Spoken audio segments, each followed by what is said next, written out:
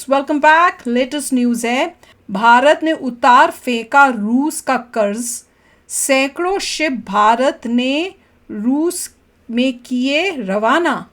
हैं, ये क्या है भाई? चलो देखते हैं पहले न्यूज़ है। देखिए, एक पॉइंट है। दूसरा पॉइंट ये था, जहाँ तक मुझे पता, रशिया ने कहा था कि वो इंडियन रुपीज़ में अब ट्रेड नहीं करेगा। उसने ये कहा था कि उसके पास बहुत सारे इंडियन रुपीज़ हैं, मगर उसे पता नहीं कहाँ खर्चा करे, और अब वो कह रहा है कि जो भी ट्रेड होगा युआन में होगा। ओह अच्छा, जहाँ तक मैंने न्यूज़ पढ़ी, चाइना के साथ होता जा रहा है कि रशिया कह रहा है कि इंडिया के साथ रुपीज़ में ट्रेड नहीं करना चाहता, क्योंकि उसके पास बहुत सारे रुपीज़ ऑलरेडी हैं और उसको पता नहीं है कि रुपीज़ कहाँ स्पेंड करने हैं, कहाँ कौन सा माल ले सकते हैं। अब वो कह रहा है कि वो अच्छा जो है युआन में ही वो ट्रेड करना चाहेंगे, क्योंकि वो लोग डॉलर में तो कर नहीं सकते। ओह, अब मुझे समझ आ रही है, क्योंकि हम लोग खरीदते हैं और यहाँ से माल जो रशिया जाता होगा वो ज़्यादा नहीं होता होगा, तो वो खरीद कुछ नहीं पा रहे, तो उनके पास रुपी इकट्ठा हो रहा है। और चाइना से वो चीज़ें बहुत मंगवाते होंगे, तो उनको है कि अगर युआन में करेंगे तो हम वही पैसा फिर चाइना को दे के अपना सामान ले सकते हैं, ऐसा कुछ होगा। हाँ, वही बोल रहे हैं कि जो भी आप ऑयल ले रहे हैं, आप उनको रुपीस दे रहे हैं, वो कह रहे हैं रुपीस का क्या करें। हम युआन में करेंगे, कभी नहीं करेंगे भैया, इंडिया तो कभी नहीं करेगा।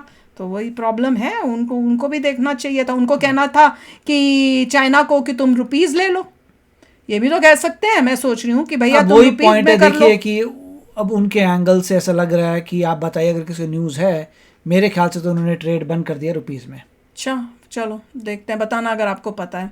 कहीं यही तो न्यूज़ नहीं, इसी के बारे में तो नहीं बात कर रही है। तो चलो वीडियो शुरू करते हैं। वीडियो शुरू करने से पहले अगर आप चैनल पर नए हो और आपने अभी तक सब्सक्राइब नहीं किया तो जल्दी से पहले सब्सक्राइब के बटन और बेल आइकन को क्लिक कर लो, ताकि आपको हमारे सारे न्यू वीडियोस के नोटिफिकेशन मिल जाएं जैसे हम अपलोड करें। अगर आपको वीडियो पसंद आता है प्लीज लाइक एंड शेयर। चलिए शुरू करते हैं। दोस्तों, रूस के साथ भारत का द्विपक्षीय व्यापार लगातार तेजी से बढ़ता जा रहा है, लेकिन इस पूरे प्रोसेस में हमें सिर्फ ट्रेड डेफिसिट की चिंता ही सता रही थी, क्योंकि रूस भारत को हर महीने करोड़ों डॉलर का सामान एक्सपोर्ट करता है, जिसमें ज्यादातर क्रूड ऑयल और नेचुरल गैस ही है, जबकि भारत रूस को तुलनात्मक तौर पर काफी कम चीजें ही एक्सपोर्ट कर पाता है, जो आज भारत के लिए एक काफी बड़ी परेशानी बन चुका है। लेकिन जब से पश्चिमी देशों ने रूसी अर्थव्यवस्था को कमजोर करने के लिए रशिया पर प्रतिबंध लगाए, तब से कई जरूरी चीजों के लिए रूस भारत की तरफ देख भी रहा है, जिसमें अब एक ऐसा नाम जुड़ चुका है जिसके बिना किसी भी देश की इंडस्ट्री काम ही नहीं कर सकती। दरअसल हम बात कर रहे हैं एल्यूमिनियम की, जिसे लेकर द इंडियन एक्सप्रेस ने काफी हैरान करने वाला आर्टिकल रिलीज किया है, जिसमें इस बात की जानकारी दी गई है कि 2022 से 23 के फाइनेंशियल ईयर में भारत ने रूस को 2.58 लाख टन एल्यूमिनियम ऑक्साइड निर्यात किया, जिसकी टोटल वैल्यू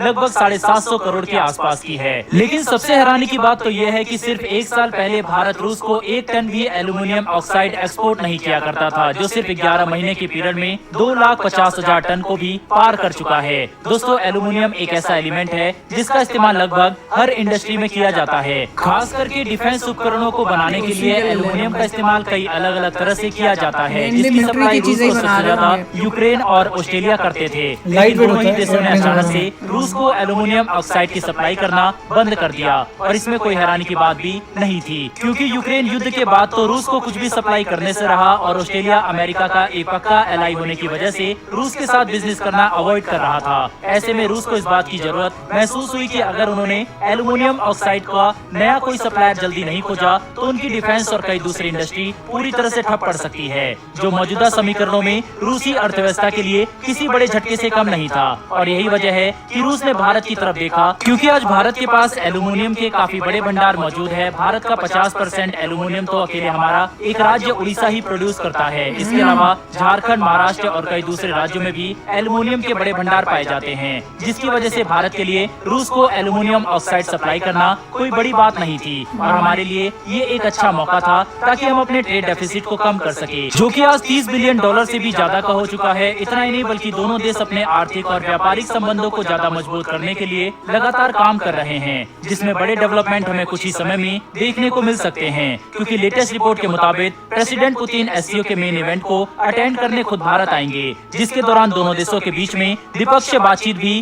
की जाएगी, और इसी मीटिंग में बायलैटरल ट्रेड से जुड़े बड़े फैसले किए जा सकते हैं। बहरहाल बढ़ते हमारी दूसरी खबर की तरफ। तो दोस्तों, ये खबर भारत के एनर्जी इंपोर्ट से जुड़ी हुई है, जिसके तहत अब भारत ने अरब देशों को अपने क्रूड ऑयल पर मनमानी करने का नतीजा दिखा दिया, जिसके बाद सभी ओपेक देशों को अब इस बात का एहसास हो चुका है कि अपने क्रूड ऑयल की कीमतें लगातार बढ़ाकर उन्होंने सबसे बड़ी गलती कर दी, क्योंकि अगर वे ऐसा न करते तो भारत रशियन क्रूड ऑयल खरीदने के लिए कभी भी नहीं जाता। लेकिन अब चीजें काफी बदल चुकी है, क्योंकि द इकोनॉमिक टाइम्स की तरफ से रिलीज किए गए लेटेस्ट आर्टिकल से इस बात की जानकारी मिली है कि इस साल अप्रैल महीने में भारत ने पूरे ओपेक देशों से अपनी टोटल एनर्जी इंपोर्ट की सिर्फ 46% ही खरीदा, जबकि पिछले साल अप्रैल 2022 में यही आंकड़ा 72% हुआ करता था। यानी कि सिर्फ एक साल के अंदर ही 26% की गिरावट, जो कई बिलियन डॉलर का अमाउंट है। जबकि इसी टाइम पीरियड में रूस से भारत ने अपना टोटल रिक्वायरमेंट का 36% क्रूड ऑयल खरीदा, जिसने पूरी दुनिया को हैरान कर दिया, क्योंकि यूक्रेन युद्ध की शुरुआत से पहले ये इम्पोर्ट 1% के आसपास हुआ करता था। यानी कि ओपेक देशों को भारत के सामने अकड़ दिखाने का अंजाम उसे मिल रहा है। हालांकि अब अगर ओपेक देश अपनी गलती सुधारने के लिए कोशिश भी करे तो भी इसका कोई फायदा नहीं होने वाला,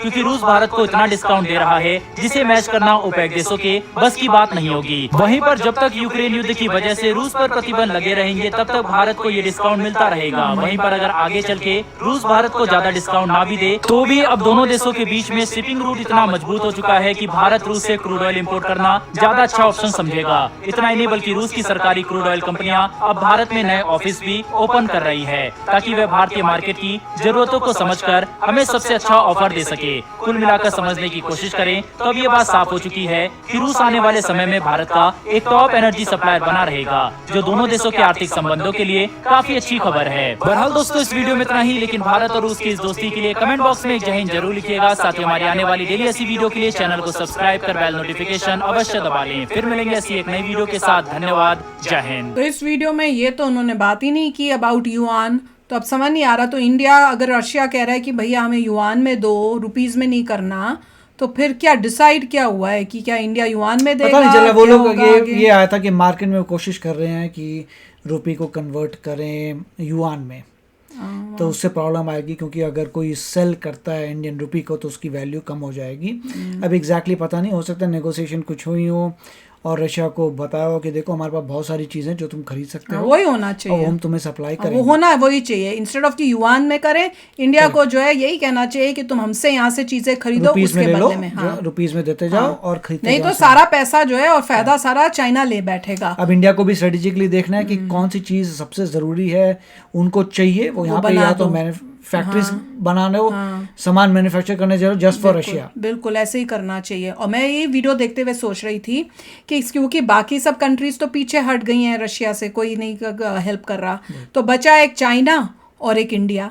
और कहीं ऐसा ना हो कि रशिया जैसे लग रहा है कि धीरे धीरे चाइना के ज़्यादा क्लोज जा रहा है, तो कहीं ऐसा भी ना हो कि वो टोटली, मतलब एक टाइम ऐसा आए क्योंकि उसको ज़रूरत पड़े तो वो चाइना के ऊपर के साथ ज़्यादा इतना हो जाए कि वो उस स्टेज पे हो जाए, बोले कि इंडिया को अगर छोड़ना पड़े तो छोड़ दें। तो इसलिए इंडिया को बड़ी चालाकी से हैंडल करना चाहिए ये सिचुएशन कि चाइना के पास ज़्यादा क्लोज रशिया ना हो, तो वो बहुत इंपॉर्टेंट है। तो चलो फ्रेंड्स, आप भी शेयर करना अपने थॉट्स। चलते हैं, मिलेंगे नेक्स्ट वीडियो में बहुत ही जल्द। Till then take care and bye bye. तो अगर आप मेरे इस चैनल पे नए हो तो जल्दी से सब्सक्राइब के बटन को हिट करो और बेल आइकन को क्लिक करो, ताकि आपको मेरा जब नया वीडियो मैं लगाऊं आपको उसके बारे में जल्दी से पता चल जाए।